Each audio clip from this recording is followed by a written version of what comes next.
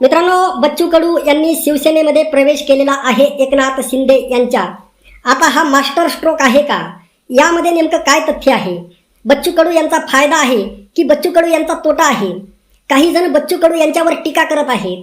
काही जणांचं असं म्हणणं आहे की आता बच्चू कडू यांचं करिअर संपलेलं आहे, तर काही जण याला मास्टर स्ट्रोक म्हणत आहेत. नेमकं काय आपण या व्हिडिओमध्ये पाहणार आहोत. महाराष्ट्रामध्ये हे 288 आणि विधान परिषदेचे आमदार असे मिळून अनेक आमदार आहेत, अनेक खासदार आहेत, परंतु मोजकेच नेते संपूर्ण महाराष्ट्राला परिचित असतात आणि त्यापैकीच एक नाव म्हणजे बच्चू कडू.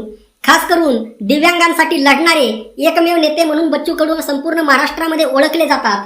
एवढंच नाही मित्रांनो, तर आता जी शेतकरी कर्जमाफी भेटलेली आहे याचे शिल्पकार सुद्धा बच्चू कडू आहेत. आणि अशा वेळी मागच्या वेळेस विधानसभेमध्ये बच्चू कडू यांचा पराभव झाला होता आणि त्या पराभवाचं खापर त्यांनी ईव्हीएम मशीनवर फोडलं होतं. आणि आज विधान परिषदेवर एकनाथ शिंदे यांनी त्यांना विधान परिषदेवर पाठवलेलं आहे, म्हणजे बच्चू कडू आता आमदार झालेले आहेत. आता बघा, माझं नेमकं काय म्हणणं आहे ते सुद्धा पहा. बच्चू कडू यांचा यामध्ये तोट्यापेक्षा फायदा जास्त झालेला आहे. आतापर्यंत बच्चू कडू आमदार राहिले, मंत्री राहिले, आणि आता पुढचे 4 वर्ष बच्चू कडू नेमकं काय करणार? सत्ता नसल्यावर माणसाला काही करता येत नाही. आणि अशामध्ये एकनाथ शिंदे महाराष्ट्र राज्याचे माजी मुख्यमंत्री आणि सध्याचे डेप्युटी सीएम आहेत, म्हणजे सत्तेमध्ये आहेत, आणि सत्तेमध्ये असल्यामुळे अनेक कामं ते करू शकतात. आणि आज बच्चू कडूंचं वय बघा, बच्चू कडू यांचं वय 55 वर्ष आहे. आणि आता विधान परिषदेची आमदारकी ही 6 वर्षासाठी असते, म्हणजे 61 वर्ष वय होईपर्यंत आता बच्चू कडू आमदार राहतील. म्हणजे बघा, एक बच्चू कडू यांनी मास्टर स्ट्रोक मारलेला आहे त्यांच्या करिअरच्या दृष्टीने. 61 वर्षानंतर ते म्हातारे झालेले असतील आणि त्यानंतर ते आमदार राहिले काय किंवा नाही काय, आणि या माध्यमातून ते मतदारसंघाची बांधणी केल्याशिवाय राहणार नाहीत. आणि त्यामुळे बच्चू कडू यांचा व्यक्तिशः तरी फायदा आहे. आणि दिव्यांगांसाठी लक्षात ठेवा, कोणताही आमदार असो, कोणत्याही पक्षाचा असो, कोणताही नेता असो, तो जसं समाजासाठी काम करतो त्यापेक्षा 10 पट तो त्याचा वैयक्तिक स्वार्थ पाहत असतो. आणि त्यामध्ये बच्चू कडू सुद्धा अपवाद नाहीत, लक्षात ठेवा. आणि बच्चू कडू यांचा बाकीचे जे आमदार आहेत त्यांच्यापेक्षा थोडीशी विश्वासार्हता बच्चू कडू यांची जास्त आहे. कारण त्यांनी आतापर्यंत राज्याला एक चांगली दिशा देण्याचं काम केलेलं आहे, चांगला पुरोगामी विचार देण्याचं काम केलेलं आहे. शेतकऱ्यांसाठी लढणारे नेते म्हणून ते ओळखले जातात.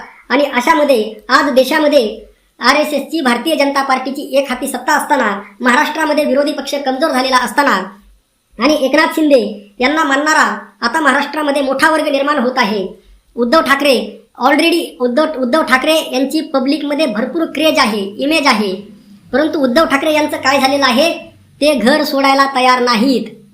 आणि तुम्हाला मानणारे भरपूर लोक आहेत. तुम्ही जर पब्लिकमध्ये गेलात, लोकांच्या समस्या घेऊन गेलात, तर तुमच्या मागे पब्लिक राहू शकते. परंतु उद्धव ठाकरे त्या मार्गाने जात नाहीत, घर सोडायला तयार नाहीत. राज्यामध्ये एवढे प्रश्न आहेत. शेतकऱ्यांचा कर्जमाफीचा प्रश्न सुद्धा बच्चू कडू यांनीच हँडल केला.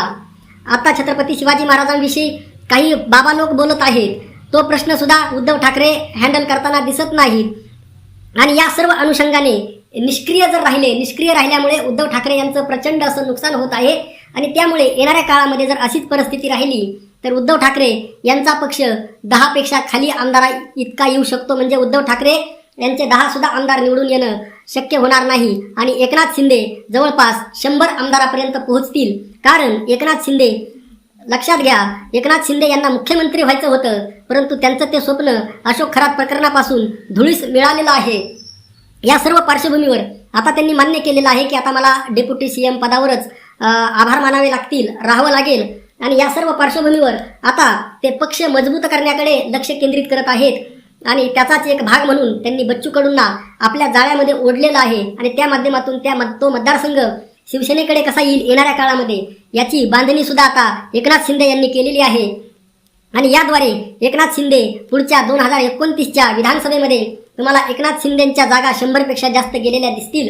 यामध्ये राष्ट्रवादी काँग्रेसने जर लक्ष नाही घातलं तर, कारण सुनेत्राताई पवार यांचा पक्ष हा आता लटकलेला पक्ष आहे, त्यांनी जर लक्ष नाही घातलं तर सुनेत्राताई पवार यांच्या 20-25 पेक्षा जास्त जागा येण्याची शक्यता नाही. त्यांनी जर लक्ष घातलं तर येऊ शकतात. रोहित पवार यांचं सुद्धा अगदी उद्धव ठाकरे यांच्याप्रमाणेच आहे.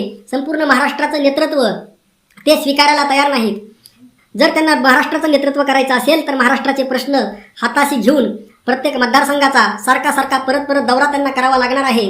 आणि जर लोकांच्या समस्या घेऊन संपूर्ण महाराष्ट्र जर त्यांनी वारंवार पिंजून काढला तर रोहित पवार सुद्धा 100 आमदार निवडून सहज आणू शकतात. आता बघूयात नेमकं रोहित पवार काय करता येते. तुम्हाला नेमकं काय वाटतं? बच्चू कडूंचा तर सध्या तरी तुर्तास फायदा झालेला दिसत आहे. उद्धव ठाकरे यावर विचार करतील का? आपलं मत नक्की मांडा हो.